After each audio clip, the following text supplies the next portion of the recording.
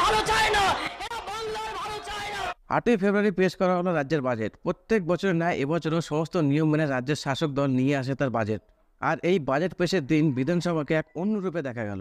2020-25 অর্থবর্ষের জন্য 3,66,116 কোটি টাকা বরাদ্দ রাজ্যের, জানালেন চন্দ্রিমা ভট্টাচার্য। কিন্তু এই টাকা কোন খাতে কত টাকা ব্যবহার করা হবে চলুন তা আজকে আমরা জেনে নিই। বর্ধমান আরামবাগ রাস্তায় কৃষক সেতুর সমান্তরালে একটি 4 লেন বিশিষ্ট নতুন সেতু স্থাপন হবে। এর ফলে স্থানীয় মানুষ উপকৃত হবেন। নিউ টাউন এবং এয়ারপোর্ট পর্যন্ত যোগাযোগ উন্নত করার জন্য একটি 4 লেনের উড়ালপুরের কৃষিতে 2000 ফার্ম মেশিনারি হাব হবে। তাতে প্রায় 30 লাখ কৃষক উপকৃত হবেন। দ্বাদশের জায়গায় একাদশেই স্মার্টফোন উপহার দেওয়া হবে পড়ুয়াদের। 100 দিনের বকেয়া টাকা মেটাতে 3700 কোটি টাকা বরাদ্দ রাজ্যের। যুবকদের জন্য নতুন প্রকল্প। এবার থেকে ভোকেশনাল ট্রেনিং সেন্টারের পড়ুয়ারা যাদের বয়স 18 থেকে 40 বছর তাদের শিল্প সংস্থাতে ট্রেনিং এর সুযোগ দেওয়া হবে।